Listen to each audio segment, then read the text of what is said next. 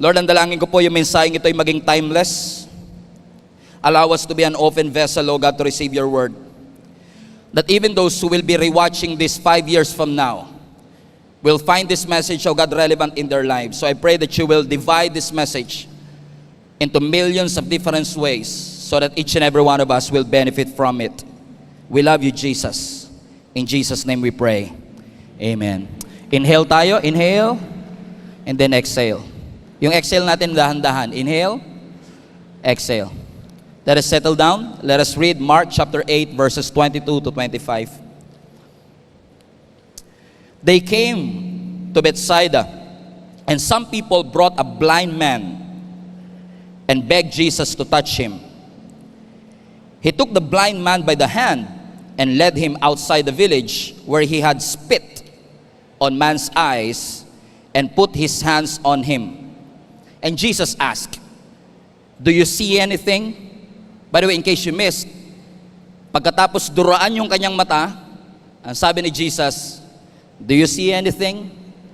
And he looked up, verse 24, and said, "I see people, but they look like trees walking around." Once more, Jesus put his hands on a man's eye, and his eyes were opened, and his sight was restored, and he saw everything clearly. Pinamagatan ko po ang mensaheng itong, not yet is not late. Sabi mo sa katabi mo, not yet is not late. Ang ganda nung kinanta natin kanina, mga kapatid, that we should trust the Lord for He is trustworthy and He is faithful. Paulit-ulit na ho nating isinisigaw ang faithfulness ng ating Panginoon. Pero in case na miss po ninyo, kailangan nating matutunang magtiwala sa Panginoon, sapagkat ang pagtitiwala sa Panginoon ay importanteng key para sa ating spiritual development.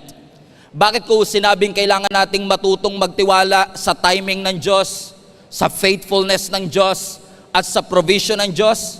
Kasi hindi nyo po mamamadali ang Diyos. You cannot make God hurry. Kahit natapos ka na po ng amen sa iyong panalangin, hindi porket nagmamadali ka, nagmamadali ang Panginoon. You cannot make God arrive when you want Him to arrive. You cannot rush the blessing quicker than it ought to be. But one thing is for sure, God is always on time. Sabi mo nga sa katabi mo, God is always on time. Sa panahon ng moderno, na mga teknolohiyang meron tayo, sa mga cellphone, iPad at iPad, o intermediate pad, iPad, yung iba sa inyo, mga alas 6 pa magigets yung joke ko. Sa panahon ng iPad, ng iPhone na puro I at puro self, sa panahon ng modern technology and digital society, parang tinatanggal ng modernong teknolohiya yung salitang mag-antay sa ating vocabulary. Sapagkat parang lahat na lang pwede nating madaliin, lalo kapag may pera ka. Napansin nyo ba minsan yung pagdami ng pera mo, tinatanggal yung patience sa puso mo? Kasi kapag may pera ka, kaya mong i-accelerate ang lahat ng bagay. Kaya minsan, kahit Kristiyano na tayo na dapat marunong tayo mag-antay at magtiwala sa Panginoon, parang tinatanggal nung ating pera, ng ating achievement, nung ating experiences, yung salitang mag-antay sa ating vocabulary. Hindi naman ako hypocrite. Ako mismo na nagsasalita sa harapan po ninyo, hindi rin po ganun ka-patient katulad ng inaasahan ninyo. Kanina nga lang, bago pumasok dito, yung iba sa inyo, impatient na, gustong-gusto nyo nang pumasok. Sabi mo sa katabi mo, parang papunta na si pastor sa'yo. Lahat po tayo, mga kapatid, we don't want to wait. We hate to wait. Kapag natatraffic tayo, kapag pumipila tayo sa cashier sa grocery, kapag tayo ay pumipila sa doctor's appointment, umuugong ako dito, anak, pasuyo. Kapag tayo ay nakikinig ng Word of God, gusto nating madaliin ang lahat ng bagay. Marami sa atin, yung katabi mo, pangiti-ngiti lang, pero sinasabi niya sa kanyang isipan, nagtitiwala naman ako sa Diyos, pero ayoko lang talagang mag-antay. Gusto kasi natin yung easy-baked answered prayer, na kapag nanalangin tayo, gusto kagad natin may sagot ang ating Panginoon. And knowing who you are, and I'm sure, knowing your neighbor, o kilala mo ang iyong katabi, alam mo na impatient siya sa maraming bagay. Hirap siyang mag-antay. Kaya nga kahit illegal pa, may jowa siya. Joke lang. Kasi Marami sa atin na nagtatanong, kailangan ko ba talagang mag-antay pa ng tamang panahon para sa isang relationship? Kailangan ko pa ba talagang mag-antay ng right time para maninig ang Panginoon? Because I want to speed things up. I want to make my life faster and easier. Pero maraming salamat sa Panginoon na kahit na hindi tayo marunong magantay, sa pamamagitan ng sovereignty ng ating Panginoon, tinuturuan niya tayo through our circumstances to trust in God and to trust in His timing. Sige, huwag niyo akong pansinin, okay lang sa akin. Pero naniniwala ko, yung katabi mo, kailangang matutong mag-antay. Kasi maraming mga parte ng buhay niya ang minabadali niya. Kala niya ang relationship parang pansit canton na instant. Kala niya ang relationship parang instant coffee. But let me tell you this, mga kapatid. Ang Diyos may itinuturo sa atin every time na inaalaw niya na mag-antay tayo sa mga blessing na ating ipinapanalangin. In fact, walking with God and walking with the Lord demands that we learn how to wait. Because the Bible is very clear to us in Ecclesiastes chapter 3 that there is always an appointed time for everything on earth. Pag sinabi mong appointed time, hindi ito oras na pinili mo. Ito yung oras na pinili ng Diyos. There is an appointed time, hindi mo pinili, pero pinili ng Diyos kasi may bagay siyang nakikita na hindi mo nakikita. May bagay na alam ang Diyos na hindi mo alam. Ang ganda ng storya natin, mga kapatid, sa binasa nating text, kung saan ang sabi ng scripture, may isang lalaki na bulag. In fact, many scholars are saying he was blind since birth. Na sabi ng verse 22, nung ang ating Panginoong Yesus ay pumunta sa Bethsaida, may mga tao na nagdala ng bulag na lalaki, watch this, and he begged Jesus to touch him. Everybody say beggar. He was begging for healing. He was not begging for money. At marami sa atin, pastor, hindi ako makarelate kasi hindi naman po ako pulube. I'm not begging for money. And yes, maaring milyon-milyon ang laman ng bank account mo. But at some point, many of us are begging for something to the Lord. Kapag depressed ka, you are begging for peace. Kapag may sakit ka, you are begging for healing. And this guy who has been blind since birth is actually begging not just for restoration, but a miracle from the Lord. He was waiting, he was longing, and he was hoping for a miracle. Nasasaktan siya, may sakit siya, but yung kanyang hope nung makita niya si Jesus Christ ay muling nabuhay. Everybody say blind. He was blind since birth. And look at me, look at the screen. He was not asking for something that he had before. He was asking for something that he've never had before. Hindi naman siya nakakakita before. So ang pinapanalangin niya sa Panginoon, Lord, I want to experience sight for the very first time. Iba ito sa miracle kung saan yung babaeng dinudugo for 12 years. Remember that story? Kasi kung dinudugo siya for 12 years, ibig sabihin, naranasan niya yung walang dugo. And now he was asking God for healing. Naalala niyo mga kapatid, yung lame man na 38 years na nasa gilid ng Bethesda, John chapter 5, nasabi na scripture, he was lame for 38 years. And according to Bible scholars, this guy was about 40 plus years old. So kung 40 plus years old na siya, 38 years siyang crippled, ibig sabihin naranasan niyang lumakad sa kanyang buhay. And then nung dumating ang ating Panginoon, sabi niya, Lord, I want to walk again. Kilala niyo si Lazarus, right? Si Lazarus, nung namatay siya, kaya nga siya namatay kasi buhay siya before. Duh. At nung namatay si Lazarus, 4 days after his death, ang sabi ng scripture, binuhay siya ng Panginoon. Yung babaeng dinudugo for 12 years, binalik ang kanyang health. Yung lalaking lame, binalik ang kanyang paglakad. Si Lazarus, binalik ang kanyang buhay. Pero itong bulag na to, walang maibabalik sa kanya kasi never niya pang naranasan ang makakita sa kanyang buhay. Am I making sense, mga kapatid? But let me tell you this, kahit never pa siyang nakakita, and he is asking God to give him something that he've never had, let me give you a wonderful news.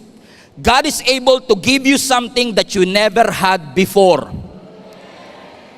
He is not just a God of restoration. He is not just a God of healing. He is a God of something new. Hindi lang nire-renovate ng Lord ang nakaraan mo. Hindi lang niya nire-recycle ang past victory mo. May bagong victory na inilaan ng Panginoon sa iyo. May bagong breakthrough na inilaan ng Panginoon sa bawat isa sa inyo. Everybody say bago. Put that in the chat. Something new. Yes, God is a God of restoration, but God is a God of new things. And by the way, speaking of new things, speaking of unorthodox ways, pasensya nyo, kilala nyo naman yung pastor nyo, bulol talaga ever since. Pero speaking of unorthodox way of miracle, Jesus did something that many of us never seen before. Ang sabi ng scripture, mga kapatid, sa verse 23, yung bulag na ito, na hindi nakakakita, look at the screen, he took the blind man by the hand and led him outside the village. Highlight this part. When he had spit. Ang ganda pakinggan sa English, no? Pero sa Tagalog, dinuraan. Bulag ka na nga, dinuraan ka pa. Grabe naman yung trahedya ng lalaking ito sa kanyang buhay. Jesus spit, unorthodox. Alam nyo, sometimes, iba talaga si Lord, no? Before pandemic, ang orthodox way of evangelism, bring the people to the doors of your church. But God did something to our church 4 years ago, na hindi na kailangan pumasok sa pintuan ng church natin para maging pamilya ng ating simbahan. In fact, maraming nandito ngayon, lumipad pa, nagbiyahe pa ng maraming oras.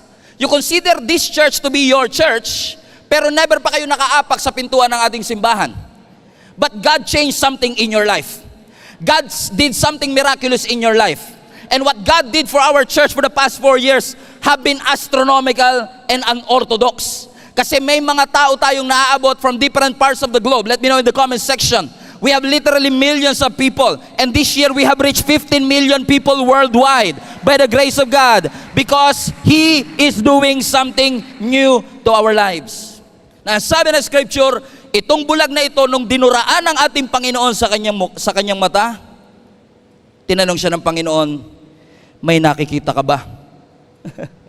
Sino sa inyo naniniwala, mga kapatid, hindi na kailangan ni Lord ng props para makagawa ng isang milagro? Kasi ginawa niya na nga kay Bartimaeus before. Bulag din naman yun, pero nakakita kahit walang dura. Pero minsan, spit happens. Sabi mo nga sa katabi mo, sometimes, spit happens. Put that in the comment section. Parang iba tunog ah. Sometimes, spit happens. Mga unorthodox way of God bringing the miracle to our lives, na hindi natin inaasahan, parang nakakadiri, pero sometimes you have to endure the mess for you to experience the miracle. Lalo na yung global fam natin, baka naglalunch sa mga oras na ito. Sabi niyo, pastor, nakakadiri naman yan. Pero alam niyo, sa perspective ko, it is a miracle, it is fascinating. You know why? Because just imagine this. Kung dinuraan ka, nasa iyo yung saliva, ibig sabihin, nasa iyo yung DNA ng Creator ng heavens and the earth. Pero nakakadiri pa din. It's gross. Nakakadiri. It's messy. But your mess is a potential for miracle. In fact, sometimes, God does His biggest miracle in our mess. That sometimes, spit happens. Naalala ko many years ago, nung nagsisimula pa lang ako magpastor sa simbahang ito, I'm not trying to make this message about me, but let me tell you a story. Nung nagsisimula po ako noong 2013 na magpastor ng church na ito, pag nag-i-invite ako ng mga kapamilya, ayaw nilang pumunta kasi sa Caloocan daw maraming snatcher. Dito daw sa Kamanaba, laging binabaha. Takbuhan daw ito ng mga snatcher. Tapos yung pastor nyo pa, bulol, hindi makapagsalita ng diretso. Pero sino bang mag-aakala na gagamitin ng Panginoon yung bulol na pastor, yung isang lugar na laging binabaha, yung lugar na takbuhan ng mga snatcher, to make an impact to millions of people all around the world? Because sometimes, God will use the mess, God will use the bad news to bring the miracle to each and every one of us. I have never imagined that God is going to use this platform to reach millions of people worldwide.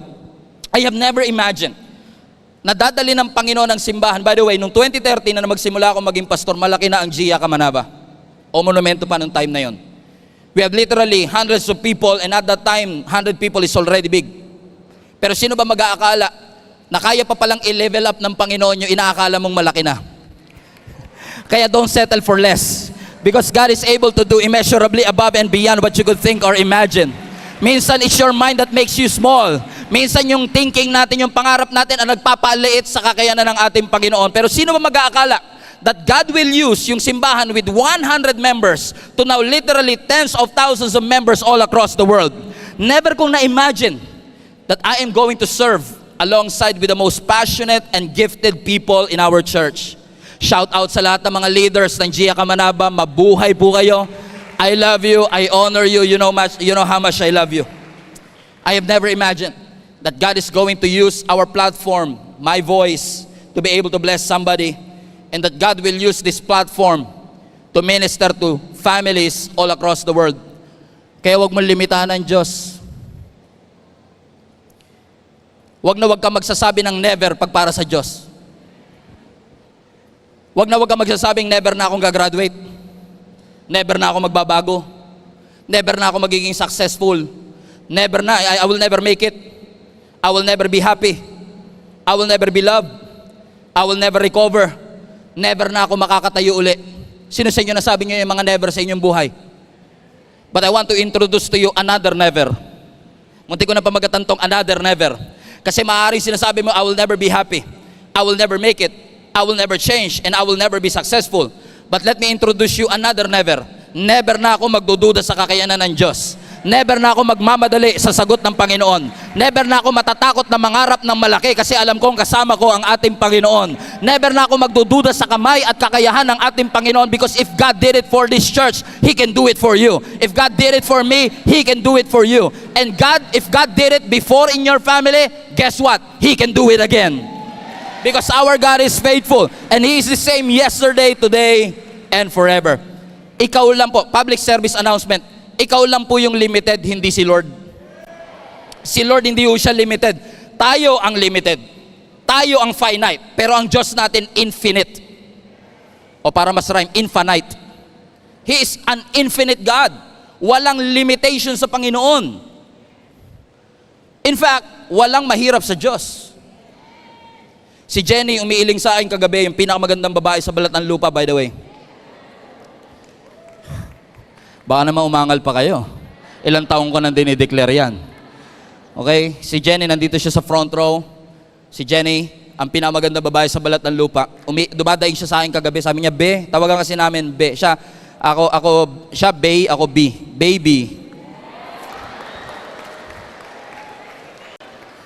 Yung nag-exhortation ng giving. Yung iba sa inyo, hindi kayo makapaniwala na kapang-asawa yung mukhang to ng ganun mukha, di ba?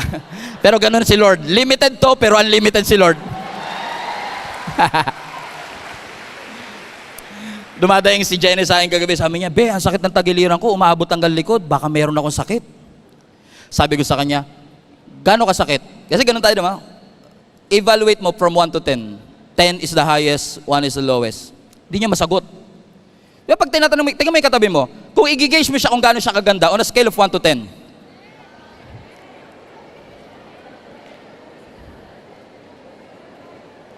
Negative, bro? Wag naman negative. Grabe ka naman. Sobra ka naman. Grabe, negative. Nasa church tayo. Bawal nga magsinungaling, pastor, kasi nasa church eh. Di ba tayo, nire-range natin, 7. May degree of difficulty. May degree ng sakit. Pero alam nyo sa Diyos, walang degree ng difficulty. Hindi sasabihin ng Lord, yung prayer mo medyo mahirap ha. Pwede mabigyan mo ko ng 1 month para ma-process ko yan, mapatawag ko mga 7 anghel para matulungan tayo. Sa Panginoon, walang degree of difficulty. When God says it is done, consider it done. When God says it is accomplished, consider it done. Kasi sa Panginoon, walang level of difficulty. Hindi niya sasabihin sa iyo, alam mo yung prayer mo, palaki ng palaki habang tumatagal ha. Dati pinagpe-pray mo lang, makakain kayo ng tanghalian, ngayon pinagpe-pray mo na bagong kotse. Tapos pinagpe-pray mo na ngayon yung swimming pool sa backyard ninyo, sana all. Ang Diyos walang degree of difficulty. Huwag kayong matakot na humingi sa Panginoon. Huwag kayong matakot na mangarap para sa Diyos. Huwag kayong matakot na lumapit sa ating Panginoon. Lagnat man yan o cancer. Nothing is too difficult for thee. Ang sabi ng Panginoon, I am God and I change not. At kung ang Diyos nagpapagaling noong 2013, ang Diyos nagpapagaling pa rin po ngayon. At kung ang Diyos nagpapagaling noong 1990s, ang Panginoon nagpapagaling pa rin po ngayon kasi ang Diyos natin ay hindi nagbabago. He is the same yesterday, today, and forever. Walang degree ng difficulty So spit happened. Psh! Halatang di nakikinig Ang sabi na scripture. Let's go back to verse 23. He took the blind man by the hand, led him outside the village, and when Jesus had spit on a man's eye, he put his hands on him, and Jesus asked, do you see anything? Look up. I see people. They look like trees walking around. Verse 25. And once again, Jesus put his hands on a man's eye, and then his eyes were opened, and his sight was restored, and he saw everything clearly. Palapakan natin Panginoon. You know, sometimes spit happens, but let me tell you this. Kapag hinawakan ng Diyos ang anumang circumstance ng iyong buhay, alam ko nagre-recover ka pa lang sa bagyo. Alam ko nagre-recover ka pa lang sa loss. Alam ko nagre-recover ka pa lang sa pagkabaon mo sa malaking utang. Alam ko nagre-recover pa lang kayo sa matinding pinagdaanan ninyong pamilya. But let me tell you this. When spit happens, you will realize that nothing shall be impossible with the Lord. Sometimes you have to endure those pain, but even when you go through the fire, ang pangako ng Panginoon, you will not be burned. That even when you go through the waters, you will not be drowned. That even when you go through things, He will never leave you and never forsake you. Because God is able, and guess what? God is willing. But even if He doesn't do it for us, naniniwala tayo na ang Diyos natin is not just a God of miracle. Ang miracle, hindi lang gumaling ka. Yung hindi ka nakasakit, miracle din yun ng ating Panginoon that He sustained you through and through. And He is able to do immeasurably above and beyond what you could think or imagine. Unorthodox. Everybody say unorthodox. Kakaiba ang pamamaraan ng ating Panginoon. And speaking of pamamaraan, I remember the story of the first miracle of Jesus Christ turning water into wine. Nasabi na scripture, si Jesus kasama ang kanyang mga disciple ay inimbitahan sa isang kasal, which happens to be apparently the first miracle of Jesus Christ. Let's follow the story in John chapter 2 verse 1. Ang sabi dito, on the third day, everybody say third day, bear that in mind, a wedding took place at Cana in Galilee, and Jesus' mother was there. Verse 2, Jesus and his disciples had also been invited to the wedding. Watch this, verse 3. But when the wine was gone, Jesus' mother said to Jesus, Anak, they have no more wine. Verse 4. Jesus to his mother, Woman, sino sa inyo kaya nyo sabihin nyo sa nanay ninyo na hindi kayo mababatukan? Sabi ni Jesus, Woman, why do you involve me? Jesus replied, highlight this part, my hour has not yet come. Hindi pa dumarating ang tamang oras. Jesus is and will always be the Son of God. Pero alam ng Diyos kung kailan siya lulugar. Think about this. Jesus at the wedding. Napansin niyo ba yung on the third day? Now usually ang mga weddings sa Jewish, usually 7 days. And for many years, I thought na yung sinabing third day is actually the third day of the wedding. But I found out in some digging na pag sinabi pala ng scripture nung John chapter 2 na at the third day, hindi yung third day ng wedding. Watch this. Third day, after tawagin ni Jesus yung kanyang mga disciples.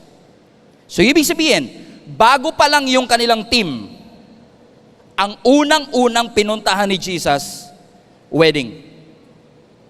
Now think about this. Hindi naman Bible scholar yung mga disciple ni Jesus Christ. Hindi naman yan magagaling sa theology. Kailangan niya ng training, right? Kailangan nila ng konting pag-aaral, kailangan nila ng konting kaalaman mula sa Panginoon. And think about this, on the third day ng discipleship journey ninyo, sabi ni Jesus, inimbitahan ako sa kasal, sama kayo? Jesus and His disciples were at the wedding, knowing that Jesus' ministry is only 3.5 years. Hindi ba busy ang ating Panginoon? Lord, yung mga disciple mo, hindi yun mga Bible scholars. And apparently, kaya pala nandun si Jesus at ang kanyang mga disciple, they were invited. Everybody say invited. And think about this, yung inimbitahan, wala sa presidential table, normal na guest lang, pero apparently yung guest naging savior of the wedding. Kasi God did something that other people cannot do. He turned water into wine. And let me tell you this mga kapatid, masusurpresa ka kung saan magpapakita ang Diyos basta imbitahan mo ang Diyos. The moment that you invite Jesus into your life, into your family, into your career, you will be surprised. na kapag inimbitahan mo ang Panginoon, He will show up. He is omniscient after all. Alam niya ang lahat ng bagay. And I know what you're asking in your mind. Kung talagang omniscient ang ating Panginoon, Pastor, bakit naubusan ng wine? Di ba kung talagang omniscient ang Diyos, di dapat may dala na kagad siyang wine nung papunta pa lang siya kasi alam niyang mauubusan. Ako lang ba yung ganito mag-isip? Okay? At kung talagang omniscient ang ating Panginoon, bakit pa inantay ng ating Diyos na maubos yung wine bago siya kumilos? Kasi kung itutuloy natin ang story, mga kapatid, ang sabi ng verse 5, balikan mo natin verse 5. Let's read this. His mother said to his servant, do whatever he tells you. Verse 6. Nearby stood 6 stones of water jars, the kind of used for Jews for ceremonial washing, and each holding from 20 to 30 gallons times 6. Kayo na lang bahala. Verse 7. And Jesus said to the servants, fill the jars with water. So they filled this to the brim. Unorthodox again. Kung talagang gusto ni Lord na magkaroon ng wine, at least man lang sana, yung pinalagay ni Lord, hindi tubig, kundi grapes. Kasi yun yung pinakamalapit sa wine. Pero nung naubusan sila ng wine, yung kanyang nanay lumapit sa kanya. Ang sabi niya, anak, wala na silang wine. Ang sabi ni Jesus, woman, my hour has not yet come. Alam ni Jesus na ubos na yung wine. Pero ang sabi ni Jesus, not yet. Parang wala na akong kausap pa. Kasi kung talagang omniscient si Lord, hindi niya na dapat inayaan maubos, di ba? Ba't kaya minsan nahayaan pa ng Lord masaid bago siya kumilos? Yung earthly wine was gone, tapos tsaka pala magsisimula. Alam mo, may tinuturo Panginoon talaga sa atin eh. Bakit si Abraham kailangan 100 years old pa siya bago manganak si Sarah kay Isaac? Bakit si Moses nag-antay pa ng 40 years in the wilderness bago nila mapasok ang promised land? Bakit kaya si David nag-antay pa ng 20 years bago siya makaupo sa trono? Bakit kaya ang ating Panginoon nag-antay pa ng 30 years bago siya magsimula ng kanyang ministry? Bakit minsan inaalaw ng Panginoon na ubus na bago siya mag-supply sa atin? Lord, pwede ba tulungan niyo po kami habang hindi pa po maintaining balance yung aming bank account, mag-supply ka na po, pero minsan nahayaan ng Panginoon kahit yung maintaining balance, ma-withdraw mo bago mag-supply ang ating Panginoon. Pero alam niyo, tinuturo ng Panginoon sa atin, hindi porket ubus na, tapos na. Hindi porket ubus na. Sabi mo sa katabi mo, at least 3 people, put that in the chat. Hindi porket ubus na, tapos na. Hindi porket ubus na ang energy, tapos na ang Diyos. Hindi porket ubus na ang creativity, tapos na ang Panginoon. Hindi porket ubus na ang sagot, tapos na ang Panginoon. Hindi porket ubus na ang oras, tapos na. Hindi porket 33 ka na, tapos na ang Panginoon. May ipapadala si Lord na para sa'yo. Hindi porket 40 years old ka na, tapos na ang ating Panginoon. Si Abraham, hula ko lang to siguro naman, hindi naman sinabi ni Abraham, di ba yung mga couple ngayon sabihin, pag nagpakasal kami, mag-aantay lang kami mga 3 years bago kami mag-anak. Di ba? May mga ganun tayo. Sigurado ako si Abraham, never niya sinabi, antayin ko lang maging 100 ako bago lumabas si Isaac. He never planned it after all. Hindi plinano ni Moses na mag-antay ng 40 years bago sila makapasok ng wilderness. Hindi inantay ng lame man na abutin siya ng 38 years. Hindi inantay ng taong ito na tumanda na siya bago siya makakita. Pero hindi porket ubus na ang pagkakataon, ubus na ang resources, ay tapos na rin ang ating Panginoon. He is always on time. Hindi porket delay, denied. Hindi porket not yet, ay nag-no na ang Panginoon. Hindi porket later ang sinabi ng Lord, ang sabi na lang Lord, no. Hindi porket sinabi ng Lord na not now, hindi niya sinasabing no way. Disappointment is not a dead end. Not yet is not late. Because God is always on time. Public service announcement, in case nakakalimutan mo, ang Diyos natin ay namumuhay sa ibang time zone. At ang Diyos natin ay hindi nakakalimot. Sabi ni Mary, wala nang wine, mapapahiya tayo rito. Si Lazarus nag-antay pa ng 4 days nakahiga sa tomb. Sabi niya, Lord, kailan ka darating? 4 na araw na po ako dito. Pero sometimes iaalaw ng Panginoon yung tingin ng taong delay. Para makita natin na sa pananaw ng tao tapos na. Sa pananaw ng tao hindi ka na maka-graduate. Sa pananaw ng tao, hindi ka gagamitin ng Panginoon. Sa pananaw ng tao, sinabi sa akin, wala kang mararating, wala kang talento, alien, mongoloid at pamilya ng mga Sorais. Sasabihin ng ibang tao sa iyo, wala kayong mararating, pero minsan iaalaw ng Panginoon na pumunta ka sa pinakasaid para makita mo yung Diyos na kaya magtawid sa iyo. Kasi, kung mababa pa lang yung level ng wine, ni-rescue na sila ng Panginoon, ang glory na sa couple. Sasabihin nila, ang galing ng couple, no? Nag-provide sila ng wine. Pero minsan iaalaw ng Panginoon na masaid mo na para malaman mo at maisip mo. Hindi galing mo ang nagdala sa iyo dyan. Hindi edukasyon mo ang nagdala sa iyo dyan. Hindi sarili mong galing. Hindi sarili mong talent ang nagdala sa iyo dyan. And I've been asked many times, Pastor, paano ka naging pastor? Ang lagi ko lang po sinasabi sa akin sarili, alam nyo, every time na nagsisink in sa akin, how big our church is right now, it humbles me. Alam niyo kung bakit? I don't know what to do. And every time you don't know what to do, you will always look to Jesus, the author and the finisher of your faith. Because hindi porket nagpapanik ang Diyos, at hindi porket hindi alam ng Panginoon. Duh. Everybody say, God is always on time. And I know what you're thinking. Marami sa inyo nagsasabi, Pastor, bakit ganun? Kung kailangan ko ang Panginoon, ba't hindi siya kagad tumugon? Di ba si Martha, garon din ang kanya sinasabi? Lord, kung nandito ka lang nung may sakit pa lang si Lazarus na kapatid ko, hindi siya dapat namatay. Lord, kung nirescue mo lang sana kami, hindi sana ako nag-quit. Pero bakit kung kailan malapit na ako mag-quit? Bakit kailangan kung pakiramdam ko that I don't have what it takes, tsaka ka po darating sa aking buhay? You know, one thing I've realized in 24 years of ministry, kapag late sa pananaw natin, ibig sabihin test ng Lord. If it's late, it's a test. Put that in the chat. Kapag late sa pananaw natin, ibig sabihin tinetesting tayo ng Panginoon. Bakit? Waiting on God is not a wasted time. While we wait, God wants us to be purposeful. Because you know what? What makes our faith anti-fragile is not our ability to wait, but it's our attitude while we wait. What is your attitude while you are waiting for that miracle? And can I just say this to you? Nung 4 years at 5 years ng church, nandito sila at si Jenny. Sayang wala si JM, pero kung nandito siya, he will say the same thing. Nung nagpipray kami sa Panginoon 4 years ago, 5 years ago, this is already what we've been praying for. Sinasabi namin sa sarili namin na Lord, maraming salamat for the effort and the sacrifice and the dedication of the leaders of our church. Pero bakit parang walang breakthrough? Bakit hinahayaan mo, Panginoon, na mahirapan kami? Na parang pakiramdam ko walang epekto ang lahat ng aming ginagawa.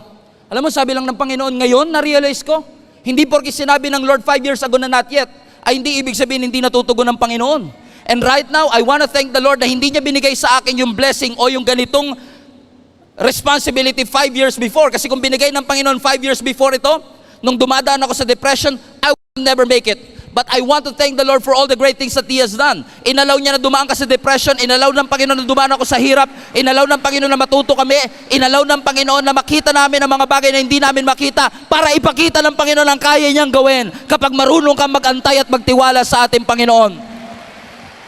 Sabi nga po sa Bisaya, salig sa Ginoo sa tibuok mong kasing-kasing. Ibig sabihin, trust the Lord with all your heart and lean not on your own understanding. Padayon gyud. Sabi mo sa katabi mo, magtuloy ka kapatid. Kasi kapag may purpose ka, hindi nakakapagod. Kapag may purpose ka, infinite ang stamina mo. Unfortunately kasi for many of us, ang gusto lang natin sa buhay sumaya. Nakalimutan natin maging purposeful. Anyo mga kapatid, kung ang gusto lang ng Panginoon lagi by the way, if you are looking for a comfortable church, this is not the church for you. Because our leaders will keep on pushing you forward to do what God has called us to do. To go to bear fruit and to have our fruits remain. Para punuin ang langit para sa kanyang kalwalatian. And it is fulfilling to be able to be used by God sa journey na ito kasama ang ating Panginoon. Pero hindi lahat ng journey natin, hindi lahat ng parte ng buhay natin masaya. Kung ang habol lang nating kasiyahan, hindi natin kailangan ng Diyos, clown lang pwede na. Pero minsan iaalaw ng Panginoon ng kalungkutan ang pagkawala. Kasi sa totoo lang, marami sa atin nakangiti pero empty. Malaki ang bahay pero may kulang. komportable ang buhay pero parang may mali. Pero kapag ikaw ay purposeful sa gustong ipagawa ng Panginoon sa iyo, infinite ang iyong stamina. Ang sabi ng Habakkuk chapter 1 verse 2, Prophet Habakkuk prayed to the Lord, Lord, how long? I don't know who is this for. Baka mamaya, yung katabi nyo, hindi naman nag-aantay sa Panginoon, but time will come na itetest ng Panginoon ang endurance mo at ang patience mo at ang faith mo sa ating Panginoon. At maaaring ma-pray mo rin ang prinay ni Prophet Habakkuk. Kilala nyo ba si Habakkuk? Si Prophet Habakkuk, siya yung propetang mahaba magluto.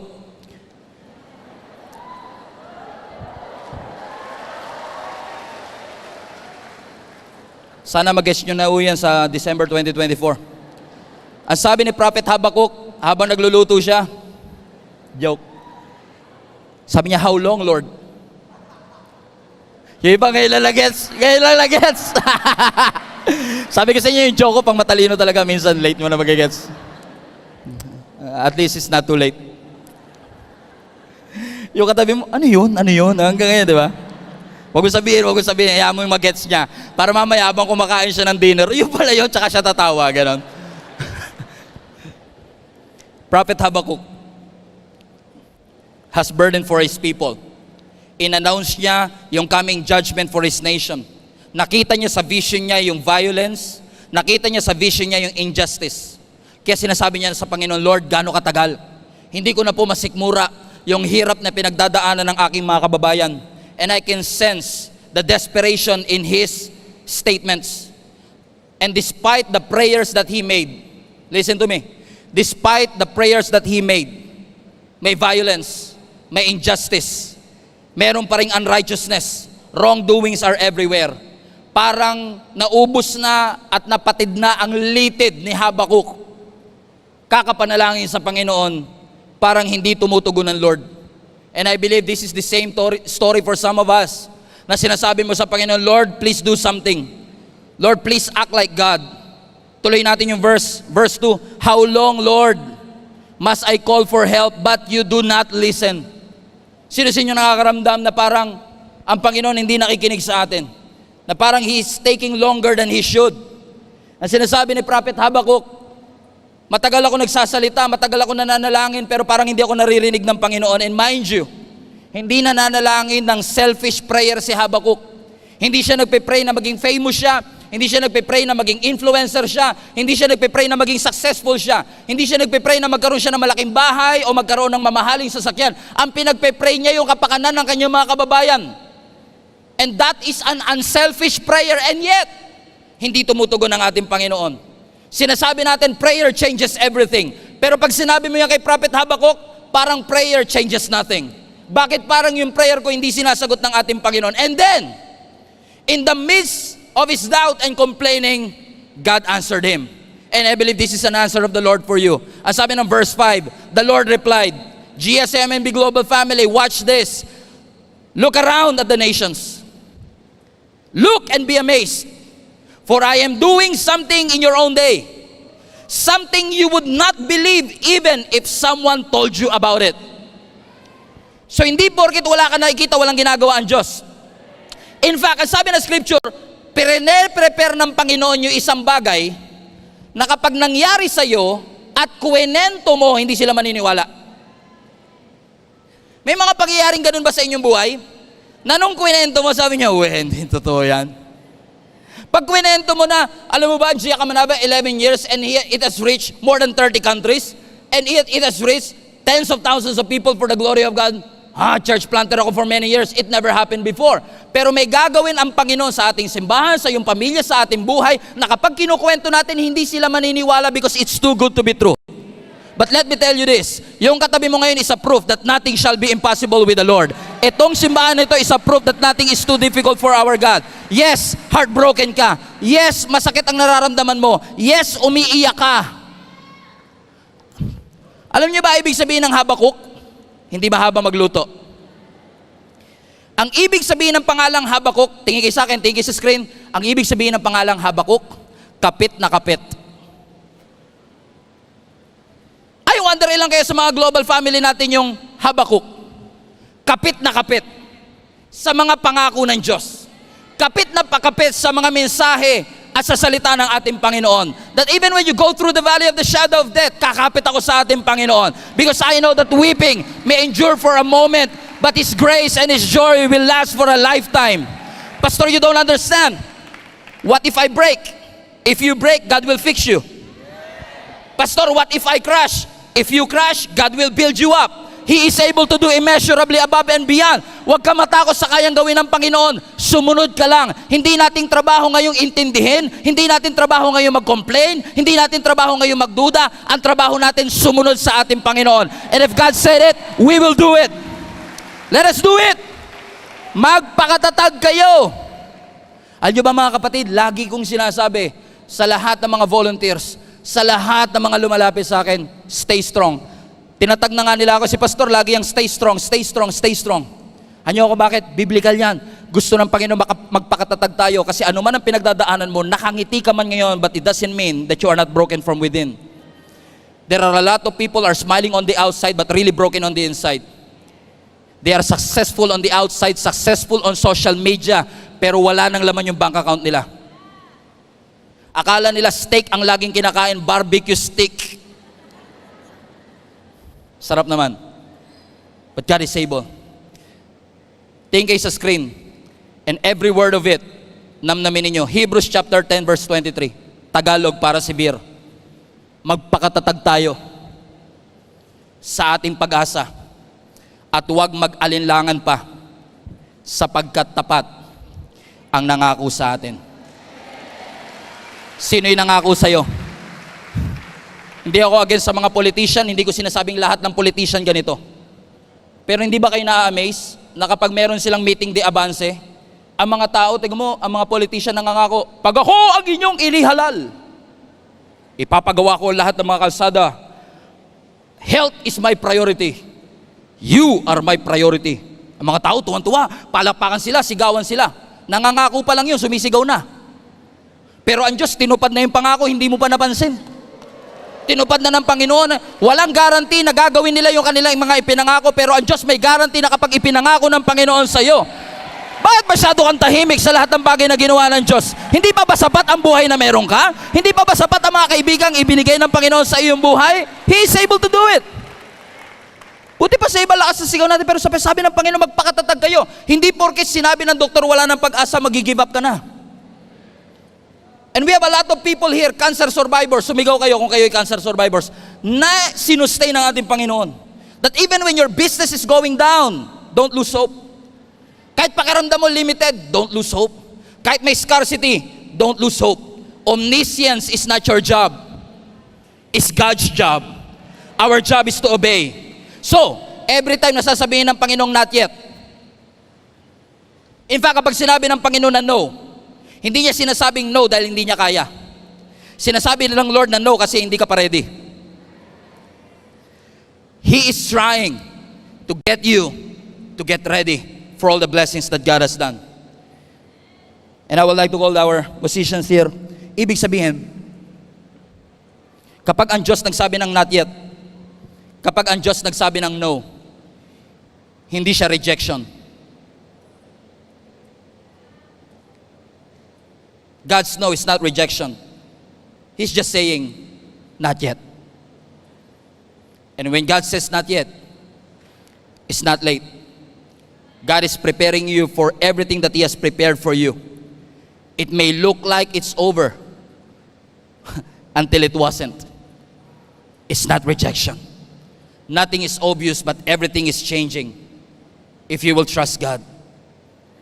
Kaya sabi ng Panginoon, punuin nyo, verse 8, draw out some of it. Take it to the master of the banquet. And they did so. And the master of the banquet tasted the water that had been turned into wine. He did not realize where it had come from, though the servants who have drawn the water knew. Then he called the bridegroom aside and said, everyone, bring out the choice wine first, and then the cheaper wine after the guests have had too much to drink.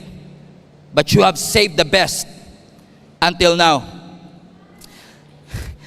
For many, many years, lagi ko sinasabing the best is yet to come. Paulit-ulit ko sinasabi, nilagay pa natin sa wall natin, the best is yet to come. But let me tell you this, alam ko marami nang ginawa ang Panginoon sa atin for the past 11 years, pero may sinave pa ang Panginoon sa atin. The better things, don't settle for less. The best is still yet to come. Ewan ko kung matutuwa ako, matatakot ako ang sabi ng nag-prophesy sa atin kanina. Dati pinagpe-pray natin libo-libo, pero ngayon ipag-pray na natin at i-claim na natin, millions of people, God will do in our church, through your generosity, through your efforts, and you will see the greatness of God in your life. So every time you feel like it's not enough, give it to the Lord who is more than enough. The answer might be not now. Ang sagot ng Lord, paaring hindi pa.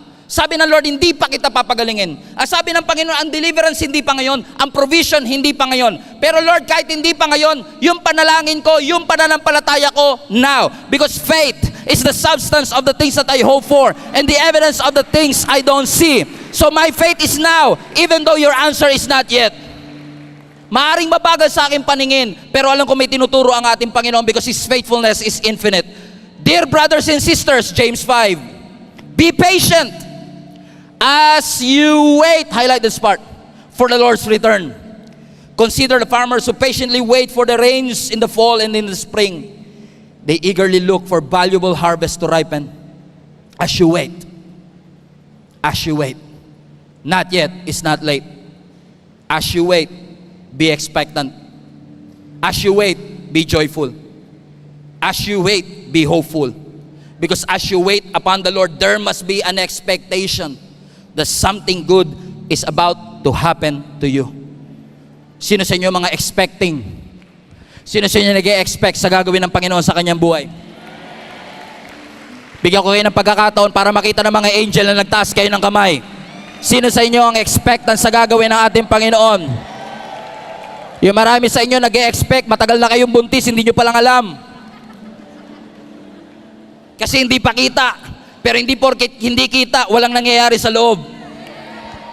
In fact, let me tell you this. Yung salitang as you wait is actually in the Greek word, parang buntis na nag-aantay ng paglabas ng bata. That as you wait, you cannot see what's inside the womb, but you know something is there. And you are expecting, kaya nga ang tawag natin sa English, I'm expecting. Ibig sabihin, at some point, after 9 months, nag-e-expect ka na yung tiniis mo, yung pinaghirapan mo, yung nagpalaki ng tiyan mo, suddenly, it will come out. And you are expecting sa gagawin ng ating Panginoon. And I believe with all my heart, hindi mo man nakikita ang mga bagay na ginagawa ng Diyos sa'yo. Hawakan mo na yung tiyan mo ngayon, hawakan mo yung tiyan mo ngayon. Sabihin mo sa Lord, Lord, I am expecting. Katulad ng buntis, hindi ko nakikita pero alam ko nandito siya. Hindi ko nakikita pero alam ko lalabas na rin po ito. The breakthrough is in my womb. The healing is in my womb. The victory is in my womb. The harvest is in my womb. Kaya mga kapatid, let us shout unto God with a voice of triumph. Kasi alam natin hindi pa man lumalabas, alam natin that something good is going to happen to us. That when we expect something from the Lord, sabi ng Lord, not yet, it's too early. Huwag mo madaliin. Pero hindi porke sinabi ng Lord na not yet, ay late ang ating Panginoon. Ang ating Panginoon is always on time. So every time na madidisappoint ka, marami sa atin, pag Monday, disappointed. And then boom, miracle happens. Suddenly, God answers our prayers. Marami sa inyo, for 12 years, nag-aantay kayo, Lord, kailan mo kaya kami bibigyan ng anak? Kailan mo kaya kami, boom, bigla ka mabubuntis. For many years, you've been expecting, Panginoon, 25 years na po ako sa trabaho ko, hindi pa rin po ako napopromote. Every time papasok ka trabaho, disappointed ka, and then boom!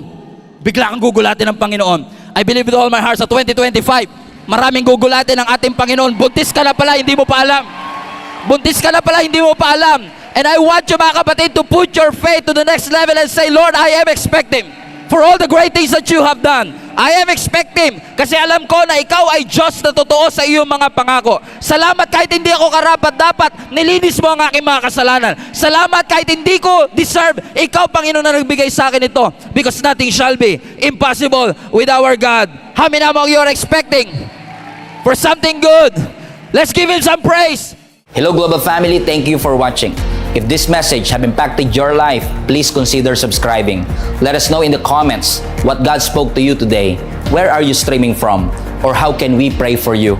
We pray in Jesus' name that we will continue to advance God's kingdom through the spreading of His Word through this online platform that we have. If you want to support the ministry of Jesus is Alive community, I want to encourage you to support financially and give. Go to our website, gsmnb.com/give, for you to know all the ways that you can support this ministry. I hope to see you soon. God bless you. Are you ready to receive the Word of God today?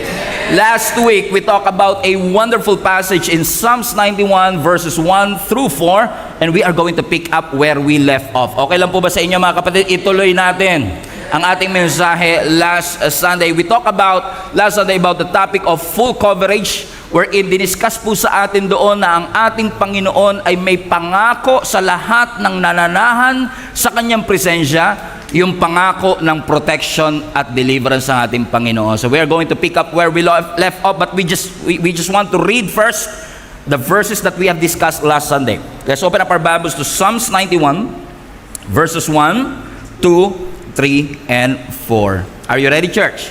Yes. Verse 1. He who dwells in the secret place of the Most High shall abide under the shadow of the Almighty. I will say of the Lord, He is my refuge and my fortress, my God, in Him I will trust. Verse 3, for He will rescue you from every trap and protect you from every deadly disease.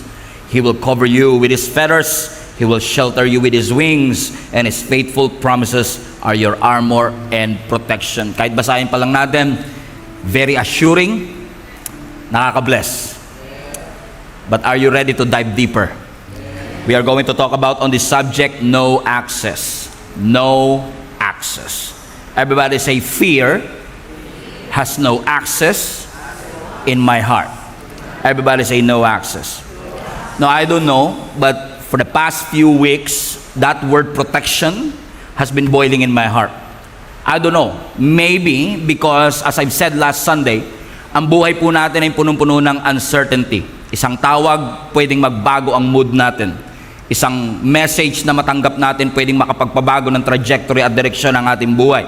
Isang mensahe sa Facebook pwede mag-create ng anxiety. Isang financial problem maapektuhan na ang tulog mo for the rest of the year. Ekonomiya natin is stable, ang diesel prices may pangakong bababa, pero sino bang makakapag-assure niyan sa atin up to this point? Ang mga relationship pwedeng mawala instantly. Mahal na mahal mo pero hindi ka pala mahal na mahal. Mas mahal mo siya kesa mas mahal ka niya. Ang mga plano natin nagko-collapse overnight, and you can have a full schedule, you can have a full bank, full tank, but you can be empty on the inside and you don't feel secured. That is the context of Psalms 91, which is also called the protection verse. Ito po ay isinulat sa mga tao na nabuhay sa isang mapanganib na mundo, parang sa atin ngayon.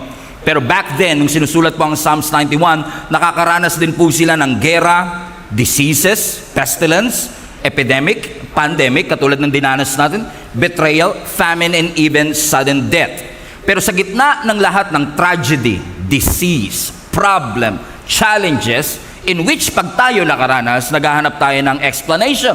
I mean, Lord, bakit mo inaalaw na mangyari sa akin ito? And I believe those people who've lived under that season and time is also asking the same question. Why, oh why do you want to say goodbye? Hindi nyo alam yun. Okay.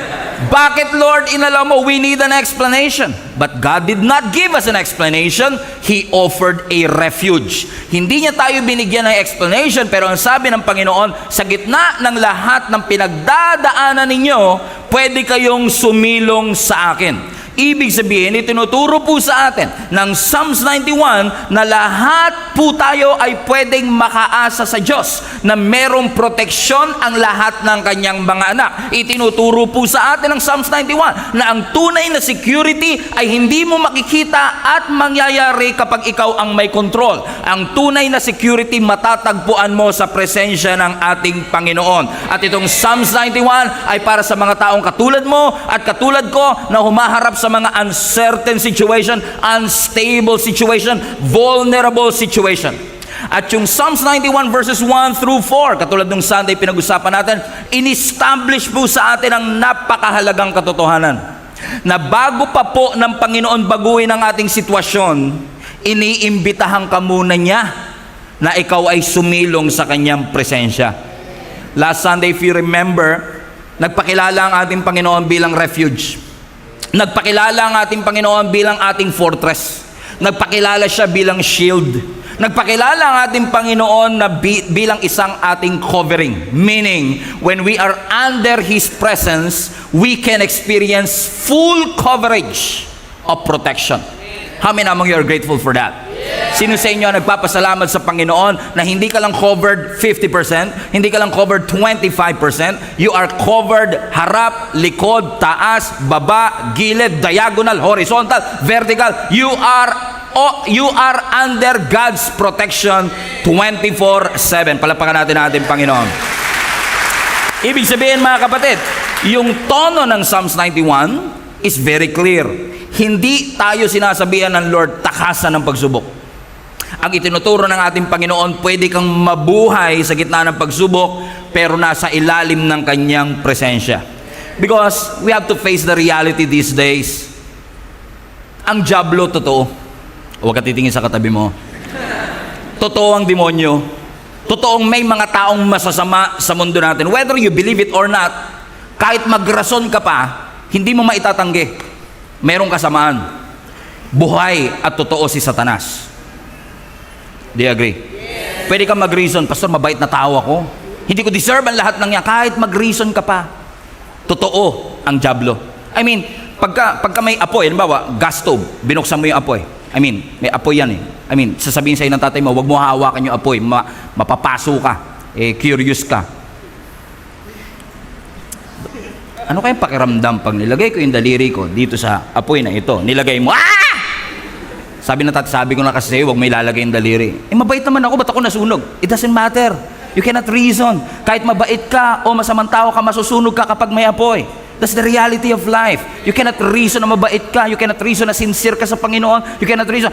Deserve lang yan ng mga, sabi nga ng Biblia, ang ulan, bumabagsak, mabuting tao ka o masama. Ang araw, sumisinag, mabuting tao ka o masama. It doesn't matter. That's the reality of life. Lahat po tayo ay dumaranas ng kasamaan sa mundo. Mayaman o mahirap, lahat po tayo ay nagkasala, patuloy na nagkakasala, and because of that, we are experiencing evil and wickedness in this world. Because after all, hindi po ito ang design ng Panginoon sa atin. Ang design ng Panginoon sa atin ay magkaroon tayo ng mabuting buhay, but we committed treason nung nagkasala po ang ating unang mga magulang. Nung sila po ay kumain ng bunga na ipinagbabawal ng ating Panginoon. Pero ang sabi ng Psalms 91 verse 1, He who dwells in the secret place of the Most High shall abide under the shadow of the Almighty. Bigyan ko kayo ng assignment. Pwede ba nating kabisaduhin buong week? Check ko kayo next Sunday. Okay, mula verse 1 to 4. Can we do that? Okay, and maybe buong all the way through 16 pag natapos natin song series na ito. Amen? Maybe we can extend one more week. Is that okay? All right. He who dwells in the secret place of the Most High shall abide under the shadow of your wings. Review lang tayo. Yung salitang dwell is actually the word to sit, to remain, to stay. So ibig sabihin, hindi lang occasional visit sa presensya ng Panginoon and you will experience protection. No, ang protection ipinapangako sa mga taong nananahan. So if you dwell, if you remain, so ibig sabihin, ang position mo, very important. Your position where you are is very important. In fact, mga kapatid, ang sabi ng Scripture, especially in Deuteronomy 28, ang Deuteronomy 28 po ay may mga pangako sa lahat ng taong sumusunod sa ating Panginoon. Amen. Sino sa inyo katabi nyo mukhang masunurin kay Lord? Amen. Ang sabi ng Scripture, alam nyo, pag binasa nyo ang Deuteronomy 28, ang sabi ng Scripture, if you will obey the Lord, God will set you on high position above all the nations of the earth. Yan ang pangako ng Lord sa Israel. Ang sabi ng Scripture, kung kayo ay susunod, ipoposisyon ko kayo na higit, higit kumpara sa ibang bansa sa mundo. And then nangako ang Panginoon, blessed are you wherever you are, whether you are in a city or in the country. Bless your sowing and your growing. Remember our benediction? Bless our coming and our going. And you will lend and not borrow. Why? Because you are positioned. Everybody say position. So position is very important. When you are in the right position, you will experience God's protection. Amen. And I've heard and I've read commentaries that I want to share to you in the next few minutes. Is that okay? Regarding this verse that I missed last Sunday, I want to share to you. If we go back to verse 1, ang sabi ng scripture, he who dwells in the secret place of the Most High shall abide under the shadow of the Almighty. Now, wala akong time masyado to discuss last Sunday about the two names of God that was mentioned in one verse. First one is the word Most High, and the second one is the word Almighty. Have you noticed of this? Ang sabi ng Biblia, he who dwells in the secret place of the Most High, ang Hebrew word ng Most High is actually Elyon. So, ibig sabihin nito is, he who dwells in the secret place of El Elyon shall abide under the shadow of the Almighty. Now, the Hebrew word of the Almighty is the word Shaddai, El Shaddai.